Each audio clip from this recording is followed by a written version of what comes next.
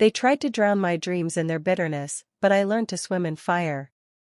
I'm Elise, and my story sparked in a sagging duplex with a flickering bulb and a sink that coughed rust.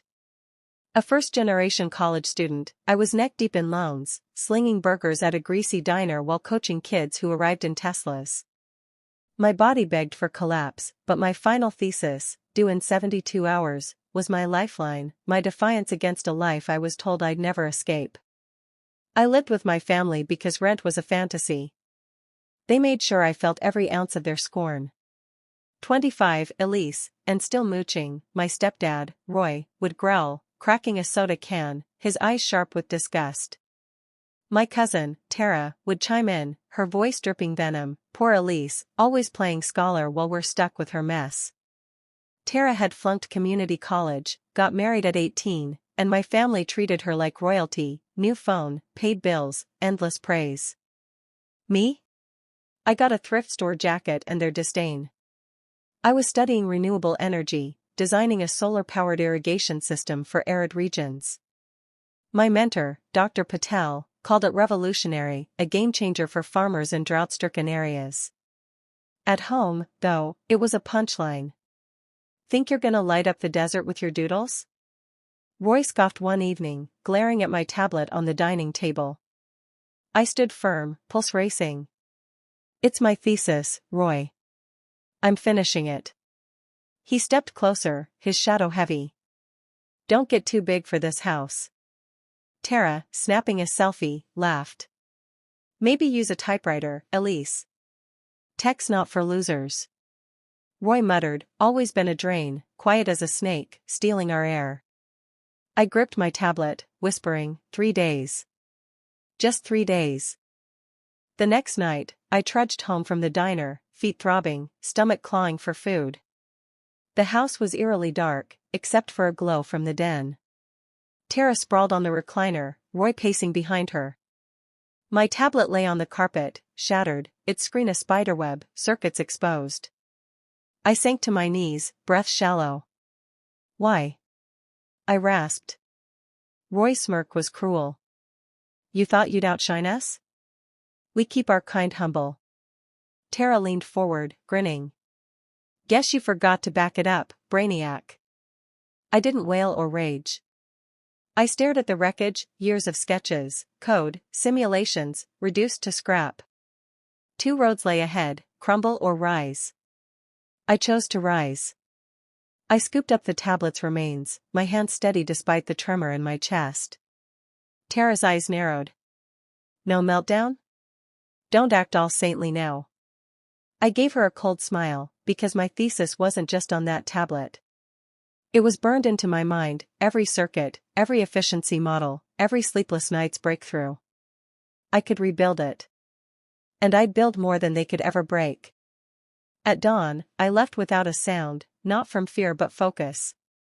They wanted me to beg, to fold like Tara did when her plans crashed. Instead, I headed to the university's engineering lab. My knuckles were scraped from salvaging tablet fragments, but I had scraps, cloud-saved drafts, handwritten notes in a battered journal. Enough to resurrect my work. Dr. Patel saw the bruise on my jaw and froze. Elise, what happened? I shook my head. I need lab access. I'm starting over. She studied me, then nodded. You've got 72 hours. Make it count. For 2 days, I didn't sleep. I rebuilt my irrigation system from memory, solar panel specs, water flow algorithms, cost breakdowns.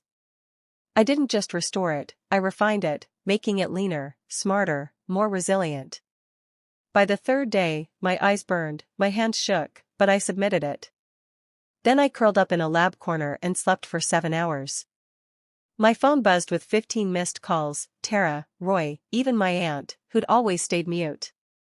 I ignored them, booked a motel room with my last $50, and prepped for the presentation. The presentation day came. I wore a wrinkled cardigan, my boots scuffed, but when I stepped to the podium, my voice was steel.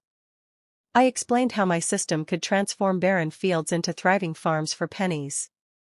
I showed 3D models, cost projections, and a final slide, a digital sketch of a farmer's daughter watering crops under a solar array, drawn at 3 a.m. on motel stationery.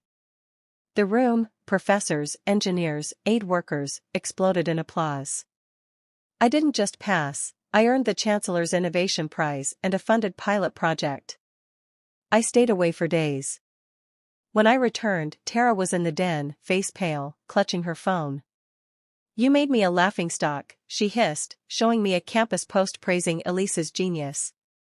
"My friends think I'm nothing now." "You are," I said softly. Roy barged in. "You think you're above us?" I handed him a check, $9,500, every cent I'd owed them, calculated with precision. "I'm paid up," I said. Then I dropped the bomb, a job offer, 6 figures, moving to the Pacific Northwest. Tara's mouth fell open. My aunt, silent as ever, just stared. I grabbed my bag and left. Weeks later, I sent a package labeled "From your drain." Inside was my published design, now in field trials. A note read, "You crushed my work. I built a future." No reply came. They don't speak when you outgrow their cage. Months later, a text from Tara, "Roy's jobless. Aunt's got cancer. We were cruel, but we're family. Come home." I deleted it. Then my high school invited me to speak at their STEM summit. I hesitated but went. As Dr. Elise Carter, I stood in a navy blazer before a packed auditorium. There they were, Roy, Tara, my aunt, in the third row, uninvited, looking like ghosts of their former selves. I didn't waver. I spoke to the students. I was told I was too much, too driven, too different. They smashed my thesis days before it was due, thinking they'd break me. I rebuilt it in 72 hours, not because I'm gifted, but because I refused their limits. The crowd roared. Tara fidgeted. Roy shrank. After, they approached me by the exit. My aunt whispered, "Elise, can we talk?" Roy muttered, "We were wrong. Family heals." Tara, eyes wet, said, "I was jealous. You're what I'll never be." I handed Roy a flash drive. "My first patent," I said. "See what I made without you." I walked away as Tara choked out, "I'm sorry." I didn't look back. "You had their love," I said. I still won.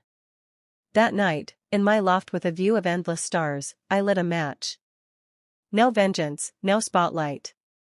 Just peace. They'd live knowing the drain they despised became a river they'd never cross.